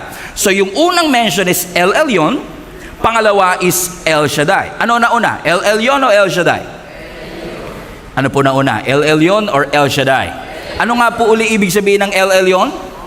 Most High. Ano ibig sabihin ng El Shaddai? Almighty. Now, let's go back to the first mention of that word El Elyon and the first mention of the word El Shaddai. Now, ang unang mention ng salitang El Elyon is found in Genesis chapter 14. Ano po nangyari sa Genesis chapter 14? Dito po na-meet ni Abraham si Melchizedek. At nung na-meet ni Abraham si Melchizedek, tinawag ni Abraham si Melchizedek na El Elyon. Let's go to that story in Genesis chapter 14 verse 18 and 20. Fasten your seatbelt. It's going to change your perspective, okay? Are you still with me? Yes. Verse 18. And Melchizedek, king of Jerusalem and a priest of God. There you go, Most High. First mention. That word is El Elyon. And watch this, nung na-meet ni Abraham itong si Melchizedek na tinawag niyang in essence El Elyon, ang sabi na scripture, he brought Abraham some bread and wine. Bread and wine. Familiar? Bread, wine. Bread, wine. Bread and wine. What's that? Communion. Amen? That's communion. First communion. Hindi pala nakaputi dun sa first communion. Okay, first communion. So, first communion is actually in Genesis chapter 14, verse 18. And then let's go to verse 19 now. And the sabi ng scripture, verse 19, and Melchizedek blessed Abram with his blessing. Blessed be Abram, by God Most High, creator of heavens and the earth. Verse 20. Here you go. And blessed be the God of Most High, there you go again, who has defeated your enemies for you. Then Abram gave Melchizedek a tenth. What's that? Tithes. So first, nung na-meet ni Abraham si Melchizedek, now, first of all, wala pang Malakay 3:10. Okay? Bago ang Malakay 3:10, Genesis 14 muna. So before the commandment in Malachi 3, tithe is already been observed by the Jewish people. So it's not something that just appeared in Malachi chapter 3. But that's besides the point kasi marami naman mag-i-email sa akin after this. Okay? But hindi na pang new covenant ng tithes and offering. Okay, hold your horses. Tsaka na natin pag-usapan yan. Okay? But this is the point. Okay? The point is this. Mapapansin niyo po, nung binanggit yung El Elyon, which is Most High, binanggit yung dalawang important element. Communion and tithes. Tithe signifies wealth. Communion signifies health. By your stripes, you are healed. So health and wealth. When you meet the God Most High, amen, when you experience the Most High God, you will experience health and wealth. Okay, let's go back to Psalms 91 now. So, he who dwells in the secret place of this God who is El Elyon, hindi pa tapos, shall abide under the shadow of what? Of the Almighty. Now, kailan naman ang first mention ng salitang El Shaddai? Ang first mention ng El Shaddai is found in Genesis 17, just 3 chapters later. 3 chapters later, El Shaddai was mentioned. Ito naman po kay Abraham pa rin. Kung saan ang sabi ng scripture, si Sarah ay hindi makapaniwala na siya ay pinangakuan ng Panginoon na magkakaanak pa siya sa edad na 90 years old. 89 na siya at this point. Sabi ng anghel sa kanya, by the same time next year, magkakaroon ka ng anak. Tawang-tawa si Sarah. Kasi sino ba naman ang magkakaanak pa ng 89? Sabi niya, masyado na, I'm way beyond childbearing years. At itagdag mo pa yung asawa ko, wala na talaga walang lakas na to. Imposible na kami magkaanak. Ano sabi ng anghel sa kanya, bakit tumatawa si Sarah? Sabi ni Sarah, hindi po ako tumatawa. By the way, pag magsisinungaling ka, huwag sa harap ng anghel. Sabi ng anghel, no, you laugh, tumawa ka. Ang sabi ng anghel sa kanya, meron bang bagay na mahirap sa Diyos? Is there anything too difficult for your God? Amen? You are finite and limited, but your God is not just mighty, He is Almighty. In Genesis 17 verse 1, watch this. Sabi ng Genesis 17 verse 1, when Abram was 99 years old. 1 year na lang, makakatanggap na siya ng 100,000. Come on. When Abram was, inside joke po, sa Pilipinas po kasi pag 100 years old ka na, may 100,000 ka, okay? So when Abram was 99 years old, the Lord appeared to him and said, I am El Shaddai. So Genesis 14, El Elyon. Genesis 17, El Shaddai. Ano na una? Sunod? Psalms 91 verse 1. He who dwells, ano na una? El Elyon. Ano pangalawa? El Shaddai. Amen? So I believe this is not an accident. God wants to remind each and every one of us that you are fully covered. Sinasabi ng Lord kay Abraham, hindi lang yung pangangailangan mo, amen, nung nanalo ka sa war and you give the spoils of war, I also is willing to give you the desires of your heart. At ang pangako ng Psalms 91 is this, lahat ng nananahan under the shadow of the Almighty, sa anino ng Diyos na buhay, El Shaddai. May bagay bang mahirap sa Panginoon? Wala. Bakit lahat ng bagyo, lahat ng challenges, lahat ng economic instability, kapag nasa ilalim ka ng pakpak ng Diyos, o ay nasa ilalim ka ng anino ng ating Panginoon, walang authority ang kahit anong problema pag nandun ka sa ilalim ng presensya ng Panginoon. Amen? Storm has no authority in the presence of our God. Amen? So let's go to verse 5 now. Ang sabi ng Psalm 91 verse 5, everybody now, and you shall not be afraid. Now, it's clear. Kapag tayo ay nasa presensya ng Panginoon, wala tayong dapat ikatakot. Pero kailangan proximity. Tama ang posisyon. Katulad ng anino ko, may anino ako today, pero hindi umaabot hanggang likod. Ang natatakpan lang ng anino yung malapit. So, ano sabi ng Bible? He who dwells in the secret place of the Most High shall abide under the shadow. So, kung ikaw ay nasa ilalim ng shadow, dapat malapit. So you position yourself, and when you position yourself the right way, you will experience God's protection. Clear? Verse 5, are you ready? So you shall not be afraid of the terror of the night. Watch this. Hindi sinasabi ditong you shall not be afraid na pinapangako lang ng Lord, huwag kayo matakot, ako bahala. No, it is an affirmation. Sinasabi ng Panginoon ng isang napaka-importanting statement.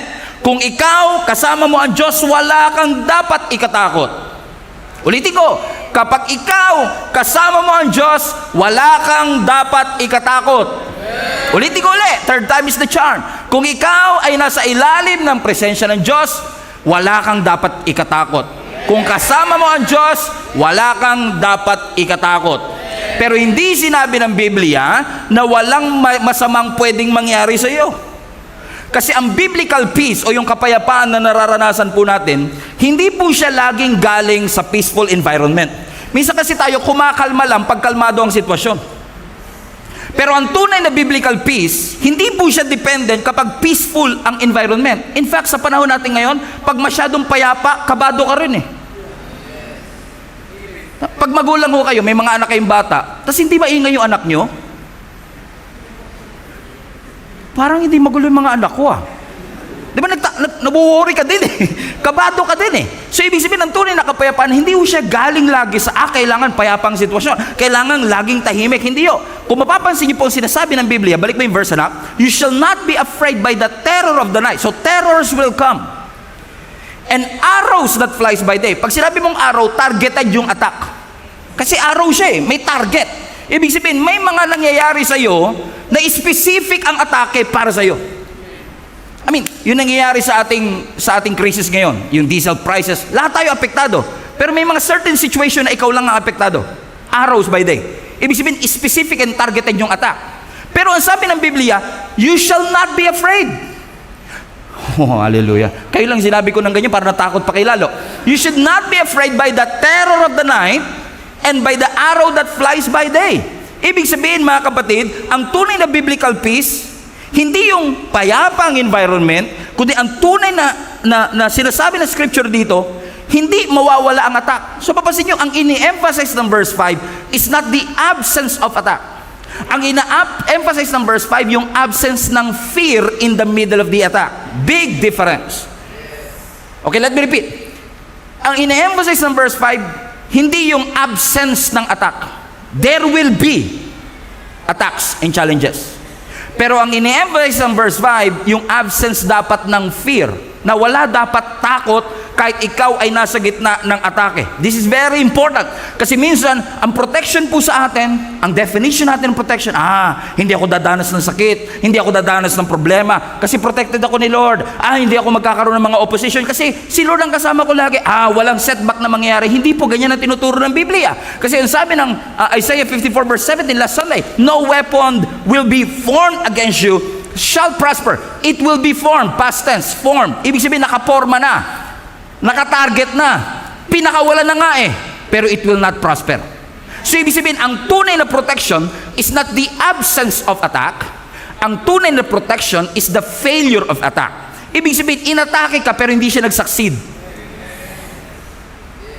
Why? Because you are protected by the presence of God. That's what biblical protection means. Ibig sabihin, ang biblical protection is not just what comes against you. Protected ako ni Lord kasi inaatake ako. Hindi. Ang tunay na biblical protection often means what comes against you will not allow to master you. Umaatake siya pero hindi siya nagtatagumpay. Now, question. Kung mapapansin nyo, dun sa verse natin, verse 5 anak, may dalawang klase ng timing ng attack, if you may.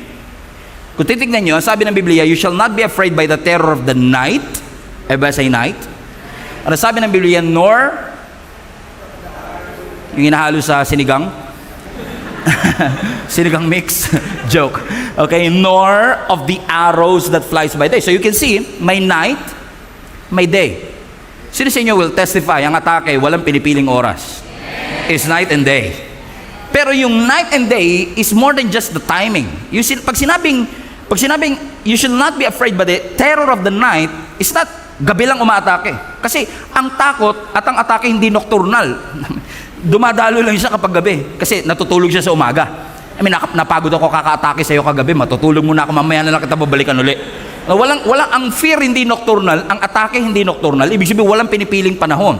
So yung sinasabi nitong terror of the night, it's not about the timing, but it's all about obscurity. Parang hindi masyadong clear. It's the terror of the night. How many among you are afraid of something that you cannot see very clear? Kaya minsan tayo natatakot because we cannot see it very clear. Hindi ka makahanap ng assurance. Like, pag nagbabiyahe ka kunwari, Sagada or Baguio, and you do that by night. Hindi mo alam kung tama pa ba yung liko mo. Kasi di ba, yung ilaw ng, iba kasi yung ilaw ng araw tsaka ilaw ng sasakyan. Right?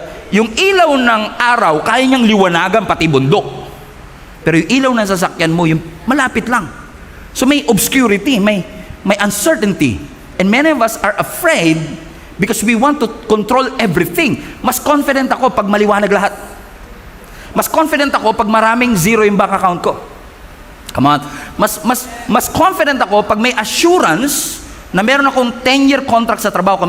At least for 10 years, may sigurado akong trabaho. So, we want certainty. Pero sabi ng scripture, you should not be afraid, even by the terror of the night. Even in the midst of obscurity and uncertainty. Come on. You shall not be afraid. Hindi lahat ng bagay sa career mo certain. Hindi lahat ng bagay sa finances mo certain. Not even your health is certain. We've seen and heard a lot of people healthy, always goes to the gym. They healthy things and yet they got sick. So walang assurance sa mundo. Amen. Ang mundo po natin is filled with obscurity. That's why we need security. Pero ano sabi ng Biblia? Even in the midst of this night, it symbolizes yung kulang sa clarity. Alam nyo, That is why people got anxious all the time. Kaya tayo na-anxious. Kasi ang anxiety is you are fearing, natatakot ka sa bagay na nai-imagine mo. What if? Paano kung hindi? Paano kami kakain? Anxiety. Unlike sa fear, pag nakita mo yung bank account mo walang laman, totoong takot ka dyan. Sino sa inyo agree sa akin? I mean, hindi ka na ma-anxious, paano pa ano kaya, may makakain pa kaya kami bukas? Nakita mo na yung zero, wala ka talaga, sure ka wala ka kakain. Takot na yun. Magkaiba yung takot sa anxiety because ang fear, you are fearing something that is real, totoo. Ang anxiety, usually imagination. Ini-imagine mo, you're thinking about the worst case scenario. So, merong uncertainty, may trauma, kaya yung imagination mo, sobrang napaka-creative mo kasi, kaya imagination mo is producing outcomes na hindi naman nangyari. Kaya napuyat ka, pagising mo ng umaga, hindi naman yun ang nangyari. Sino makakapag-testify? Amen? Kaya ikaw nakapagplano ka na ng A to Z. Nung naubos na, may double A, double B, double C, double D, because you want to plan and control for everything. And yet, it did not happen. Why? Anxiety. Amen. But you shall not be afraid by the terror of the night. Or even, sabi ng Biblia, balik mo anak, by the arrows that flies by day. Hindi random ang atake. Ibig sabihin, ito targeted specifically for you. Ito yung mga visible threat. Ito, dapat matakot ka na talaga kasi totoo na to eh. Yung pressure totoo, opposition totoo. So kung mapapansin nyo yung difference, pag gabi, it might happen. Pero pag umaga na, nangyari na talaga. May ganyan tayong pangyayari, no? Natatakot ka sa mga bagay na paano kung mangyari? At natatakot ka sa mga bagay na ito na, nangyari na. So it's a picture of direct attack yung arrow. Either financial pressure, relationship issue, sakit, spiritual attack, opposition. So sa gabi, yung terror by night, what could have happened is a possibility. Pero ito sa day, it is the reality. This is exactly what is happening in my life. So yung terror of the night, sinasabi mo, what if mangyari ito? So wala kang certainty. Pero dito sa arrow that flies by day, what should I do now? Andito na siya eh. Nabuntis na ako. Nawala na ako ng trabaho. Nalugi na yung negosyo. Pero parehong nakakatakot. But let me tell you this. What you see is bigger than your God. What you see, the problem, the challenges, is bigger than your God. What you see is bigger than your... Pastor, I see a medical report that says I have cancer. That's a fact. That's true. Hindi mo madideny ang fact. But the Bible says we hold on not to the fact, but to the truth. The fact says you have cancer, but the truth says He is your God and He is able to heal you. And by His stripes you are healed. Amen? So what you see, medical report, bank statement, problem sa pamilya, trouble sa trabaho, what you see is not bigger than your God. Mas malaki ang Diyos natin sa lahat ng bagay na nakikita natin. So usually, fear is a vision problem. If you think about it, right? So, fear is a sight problem. Kaya ka natatakot kasi hindi mo makita yung laki ng Diyos. Mas nakikita mo kung gaano, pag namamagnify na kasi yung problema, ang liit na ng Diyos. Pero hindi ibig sabihin maliit siya. Maliit lang siya sa paningin mo. Pero hindi ibig sabihin maliit ang Diyos. Walang problema na mas malaki pa sa Diyos. Walang pagsubok na hindi kaya ng Panginoon. Walang mahirap sa Diyos. That's why it's very important for us para matanggal ang fear is to have the right perspective how big your God is. Your God is stronger. Your God is bigger. Amen? That's why it's very important for us to say, Lord, be magnified in my life. Pag sinabi mo kasi be magnified, like magnifying glass, diba? Pinapalaki mo. Yung langgam, pag magnifying glass mo, hindi lumalaki yung langgam. Natry nyo na po ba yung magnifying glass? So elementary tayo, di ba? Pabibilin tayo ng teacher natin ng magnifying glass, tapos tayo na mapaglalaruan natin yung magnifying glass. Pag binakita kang langgam, tapos tatapat mo sa araw, di ba? Yung langgam, pag tinignan mo sa magnifying glass, ang laki. Pero hindi ibig sabihin malaki siya. Sa mata mo lang siya malaki. Kasi na-magnify siya. Komprende? Na minsan, mas malaki na yung langgam kaysa sa Diyos. So, ibig sabihin, mali ang perspective. You have made God too small in your eyes. That's why we overemphasize how big our problem is and underemphasize how big our God is. Your God is bigger, my friends and family. Amen? Forgive us, Lord, sa mga panahong ang liit ng tingin namin sa iyo. I have made you too small in my eyes, oh Lord, forgive me. And I have believed in a lie that you were unable to help me. But now, oh Lord, I see my wrong. Heal my heart and show yourself strong. And in my eyes and with my song, oh Lord, be magnified. Oh Lord, be magnified. Be magnified, oh Lord.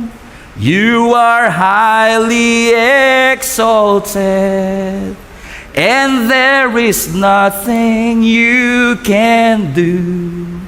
Oh Lord, my eyes are on you. Be magnified, oh Lord, be magnified. Whisper that in your heart and say, Lord, be magnified in my heart. Amen. Amen. Sabi ng Psalms 121 verse 5 and 6, the Lord watches over you. The Lord is your shade at your right hand. The sun will not harm you by day, and nor the moon by night. Again, day and night. Because may mga fear na imaginary, may mga fear na reality. But God is with us in both seen and unseen. In-address ng Panginoon yung parehong issue. Inner fear, external fear, you shall not be afraid because your God is bigger. Verse 6, you shall not be afraid by the terror of the night and the arrows that flies by day. Verse 6, nor maging sa mga pestilence. Ano ibig sabihin ng pestilence? Verse 6, Psalms 91 verse 6, pestilence means mga sakit, epidemic, pandemic. Parang COVID, pestilence yan, kategory niyan. So, huwag tayong matatakot even sa pestilence that walks in darkness, nor the destruction that lays waste at noonday. Balik mo nga yung verse 5, anak. Pasinin nyo to. Okay, kung mapapansin nyo po yung Psalms 91 verse 5, ang sabi doon, day and night. Verse 6, it says, noonday and darkness. So, mapapansin nyo, day and night, noonday, darkness. Day and night, noonday. So, God's protection is 24/7. Amen? Kahit night shift, gising ang Diyos. Hindi natutulog ang Panginoon. He is your protection, He is your covering, and He is your shield. Pero kung mapapansin niyo po sa verse 6, may dalawang klase ng attack. So kanina may dalawang forms ng attack, dito may dalawang klase ng attack. Una yung pestilence, pangalawa yung destruction. Okay? Pasinin niyo po, pestilence meaning yung mga sickness which symbolizes yung mga sakit, o should I say, mga experiences na dahan-dahan lang siya. It creeps gradually. Hindi mo siya mapapansin. You cannot see it. But there's also protection from distraction. Everybody say distraction. Now, ang distraction, collapse, mabilisan, maingay, undeniable. Ibig sabihin, kung mapapansin niyo mga kapatid, He promised us na may protection ang Panginoon sa atake ng kaaway, pailaliman o biglaan. Amen. Dahan-dahan man o biglaan, ang Diyos have you covered when you are under the shadow of His presence. Palapakan natin ating Panginoon. Amen. Amen. Yan po ang kaibahan ng termite, anay at ng earthquake. Yung anay tsaka lindol, parehong nakakawasak ng bahay. Yung isa dahan-dahan, yung isa biglaan. But both of them, termites and earthquake, symbolically, God wants to protect, assure you all, He protects you from all the termites and earthquake. Yun nga lang minsan, takot tayo sa lindol, ini-ignore natin ang termite. I pray that God would speak that truth in your heart today. That sometimes, ang pinaghahandaan lang natin lindol. Pero minsan, hindi na kailangan lindolin tayo because mahina na ang pundasyon dahil kinakain na silently, gradually, yung ating buhay. And then magugulat ka, you feel fine one day, and then all of a sudden, boom, you collapse. But the Lord promised us, there is protection from the things that you don't see and not see. The the things that is sudden and the things that is slowly creeping into your heart.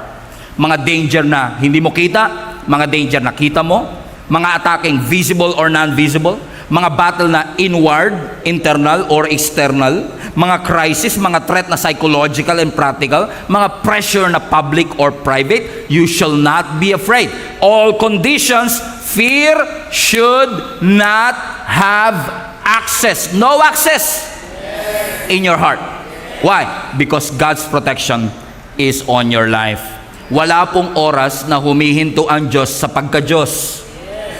24/7, hindi po hihinto ang Panginoon. Sabi nila, maghanda kayo kasi si Satanas ay nagdo-double time. Kahit mag-double time siya, ang Diyos mo hindi humihinto sa pagka-Diyos.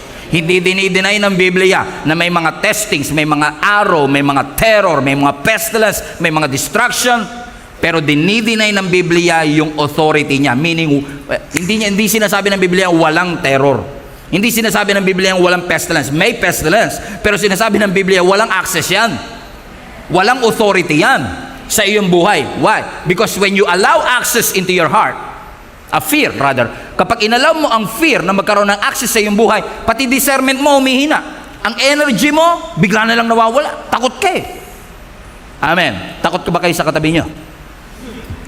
Diba? When you are afraid of something, it drains your energy. It distorts your perspective. Ang decision mo nagiging emotional. Sumusuko ka sa kasinungalingan. Hindi naman totoo. But the Word of God reminds each and every one of us, hallelujah, I love this part, that our spiritual and emotional dominion is in Christ. Meron kang dominion, kapatid. Spiritual man or emotional. You have the authority because the Lord is with you.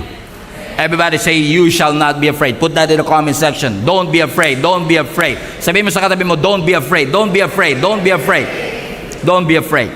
Amen. By the pestilence and the destruction, verse 7, and 1,000 may fall at your side and 10,000 on your right hand, but it should never come near you. Everybody read that verse 7. Everybody, 1,000 may fall at your side, 10,000 on your right hand, but it shall not come near you. Mabuwal man ang 1,000 sa aking kaliwa at mabuwal naman ang 10,000 dito sa aking kanan, hindi siya makakalapit sa akin. Amen. No access. No access, my friend. Now imagine niyo to. Now, I want you to put this in context. Madali lang kasi sabihin, 1,000 may fall at my side, 10,000 on my right hand. Put this in context. Imagine niyo ang sarili niyo, nakatayo kayo sa isang stadium. At sabay-sabay bumagsak yung 11,000. Bumuwal bigla. Thousands, 10,000. Total of? Wow, grabe. 11,000. Come on. That was 11,000. Yo. So sabi ng Biblia, balik mo yung verse 7. So 1,000 may fall at your side plus 10,000 on your right hand. So imagine niyo sarili niyo nasa stadium kayo. Sabay-sabay bumagsak yung 11,000. Ikaw lang nakatayo. That's what you call favor. Yun ang favor. Yun ang protection. Ibig sabihin lahat na buwal pero ikaw lang ang nakatayo. Pero pansinin ninyo, hindi sinabing 1,000 may fall 2 kilometers away. And 10,000 5 kilometers away. Look at the wordings here. Balik mo yung verse 91 anak. Sabi ng verse 7, 1,000 may fall at your side, 10,000 at your right hand. So at your side, at your right hand, pareho po siyang malapit. It's close. Meaning, hindi dinidinay ng Biblia. Ang panganib, malapit lang sa iyo. Makikita mo, nasa tabi mo eh. But it will not come near you. It will not come near you. Mabubuwal sila, pero it cannot touch you. Now notice, 1,000 tsaka 10,000, which means what? Those are overwhelming numbers, 11,000. Ibig sabihin, normal na siya. Ibig sabihin, everybody is experiencing it. But just because they are experiencing it, you will experience it. Bakit? May favor ang Panginoon sa iyo. May protection ang Panginoon sa iyo. So stop focusing on what's happening around you. Oh, sila nagkagano na. Oh, sila nagkagano na. Ako kaya, paano mangyayari? Because sometimes we tend to compare, focus on what's happening on them na nakalimutan na natin yung ginagawa ng Panginoon sa ating buhay. Amen? I was at the baggage counter last night. I'm waiting for yung baggage namin para makauwi na kami. And alam niyo, pagod ka na, haba ng biyahe mo, nag-aantay ka ng bagahe mo. Kasi imagine ninyo, A330neo sa mga piloto dyan. Marami ako nakakausap dito mga piloto daw. A330neo yung sinakyan namin. So those are, sa Cebu Pacific, that was around 400 passengers. Kung bawat pasahero may 2 o 3 bagahe, that was 1,200 luggages. Just imagine the logistics. I'm a logistics guy, so alam ko kung gaano kahirap yan eh. So we are waiting. I'm patiently waiting because alam kong mahirap ilabas ang 1,200 baggage, right? And then, yung nasa unahan ko, reklamo na reklamo. May kilala ba kayong ganun? Yung... Kasi ang nangyari sa kanya, sana hindi naman siya nanonood, sana hindi ka global fam. Sana hindi siya global fam, okay? This was last night. So, habang nag-aantay siya, nakuha niya na yung malaking baggage niya, meron na siya isang inaantay. Okay? Nagreklamo siya, lumabas na yung isa ko. Yung isa nahiwalay pa. And then he goes on to complain. And then, noong una, ang dami pa namin, siksikan, ganun sa baggage counter, di ba? Siksikan kayo, uy, bag ko yan, kukunin mo, di ba? Then all of a sudden, nakikita mo, alam niyo, yung experience na gusto mo nang umuwi, tapos nakikita mo yung iba, nakukuha na nila yung baggage nila, tapos ikaw, isa na lang kulang mo. I mean, 4 yung baggage namin, 3 nakuha na, isa na lang. And syempre, ine-expect mo, pag dumating na yung 3, katabi na yung isa. But my friend, hindi ganun ang pangyayari. Amen? And ang nakaka-frustrate, nakikita mo yung iba, nakukuha na nila yung kanilang baggage. Unti-unti na kayong kumukonti, hanggang sa alam mo natira, 3 na lang kami. Yung nagre-reklamo, ako, at yung isang gusto na rin magreklamo.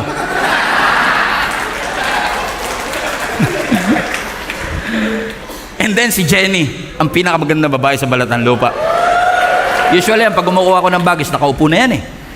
Bihira lang ito mangyari. Lumapit. Nasabi sa akin, wala pa be?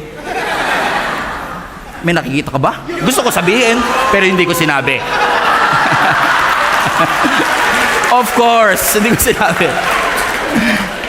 But obviously, I keep wondering, why? Bakit?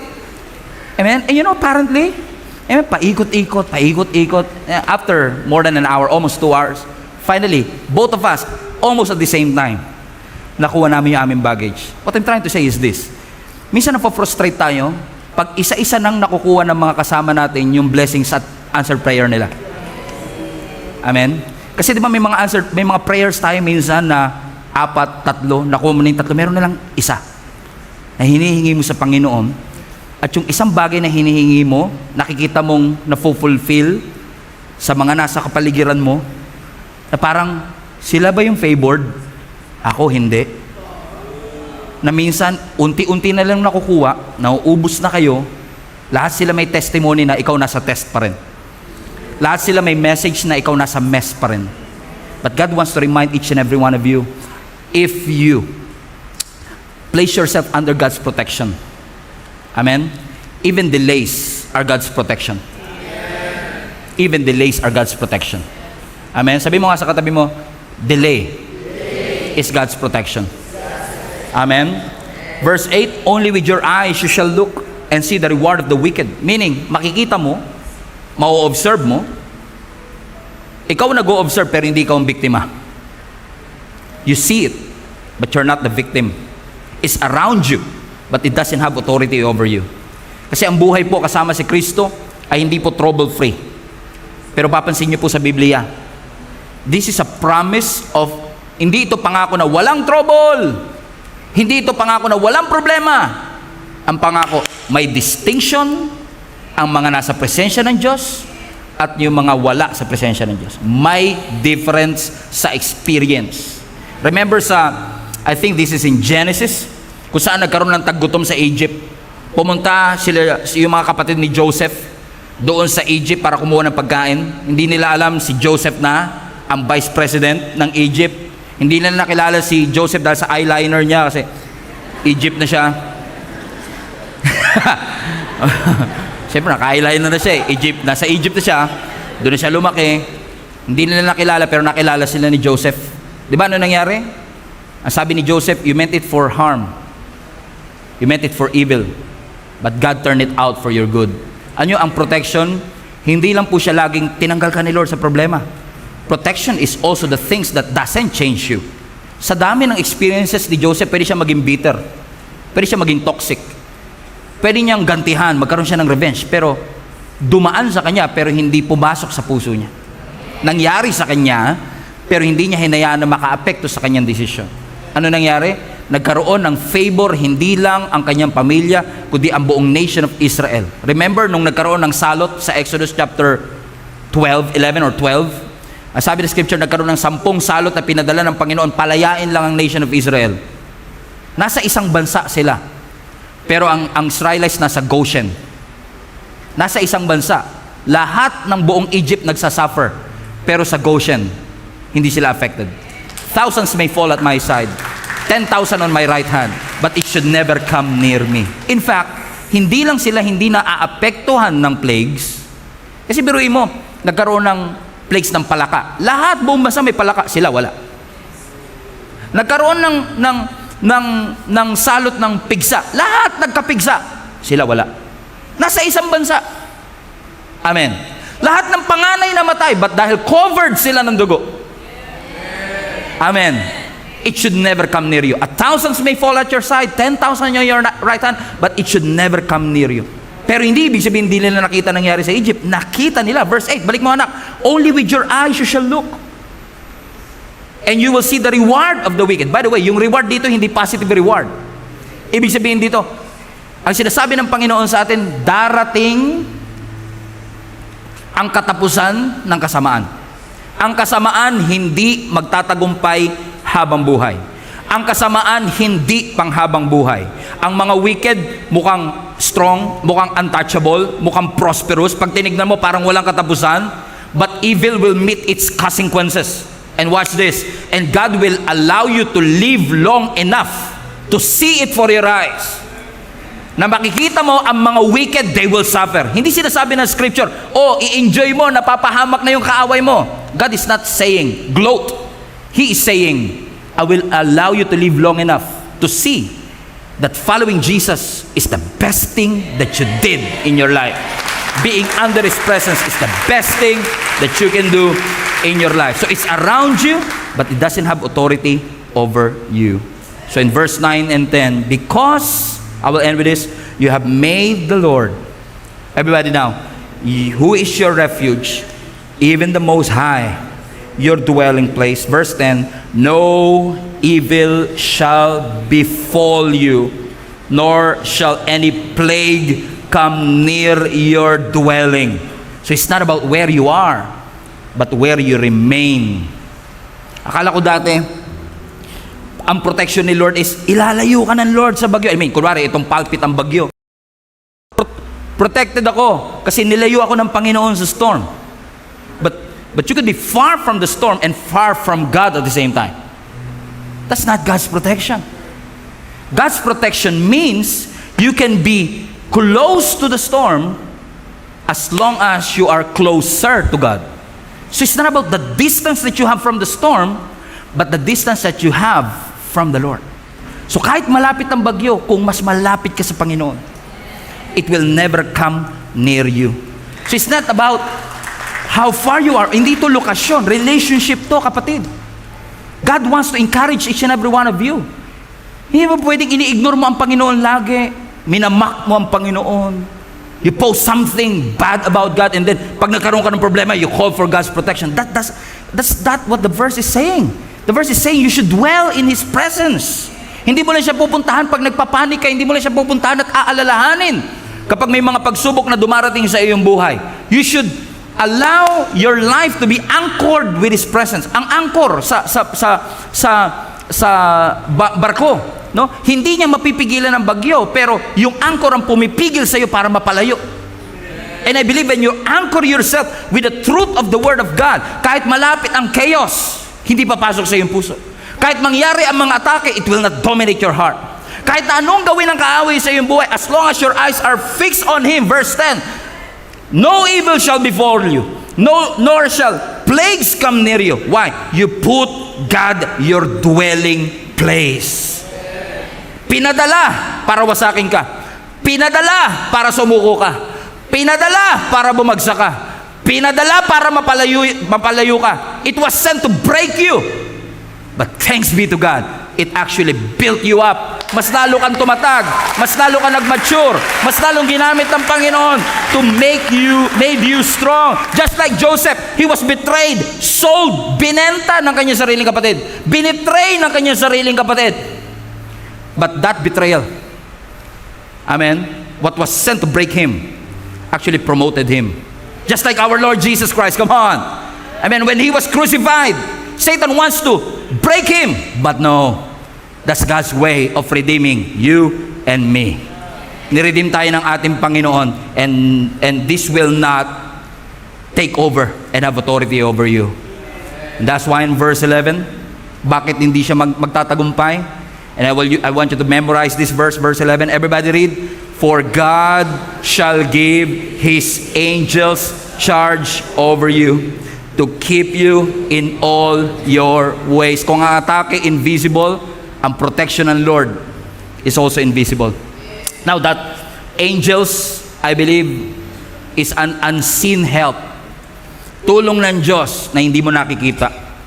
Pwedeng tinatawag mo yan na divine timing, tinatawag mo yan na favor, na-delay ka sa isang bagay na dapat napahama ka, na-aksidente ka, nabangga yung sasakyan na dapat sasakyan mo, bumagsak yung eroplanong dapat sinasakyan mo, and now you're saying, buti na lang, nalate ako. Buti na lang, nagbago yung ruta. Buti na lang, nagbago yung plano. Pero is that really inconvenience? Kasi minsan, di ba, pag nalilate tayo, I remember one time, the same thing. Jenny and I were in a hurry. Dala-dala namin lahat ng mga bags namin. Hindi namin kayang dalhin. So ako, kailangan namin balik-balikan. Kakabalik-balik ko, naiwan ko yung isang bag ko na lahat ng importanteng documents ko nandun. And 1 hour na kami nakaupo, hindi ko na-realize. We're waiting for it. And while we are waiting for it, na-realize namin, we are on the wrong route. Mali pala yung ruta namin. So in the last minute, we have to change plan. Alam niyo yung ganung experience na, alam niyo, Chicken Joy ordering ko, Chicken Joy. Pagdating mo, wala pong Chicken Joy. Tapos bigla ka mag-change. Alam niyo yung ganung feeling that you have to change plan immediately? So we have to rush immediately. And then you know what? Nung nag-rush kami, unfortunately, hindi namin naabutan. Si Jenny frustrated, si Jenny galit. So, dahil hindi kami umabot. Frustrated siya. Hindi naman siya nagsasalita, pero frustrated siya. And then ako frustrated na rin because we have to wait another hour for it. It feels like inconvenience. It feels like abala na malaki. But you know what? Habang nakaupo kami doon na sa tamang ruta, na-realize ko yung bag ko pala na iwan ko doon sa lumang ruta. Na kaya pala inalaw, I believe, inalaw ng Diyos na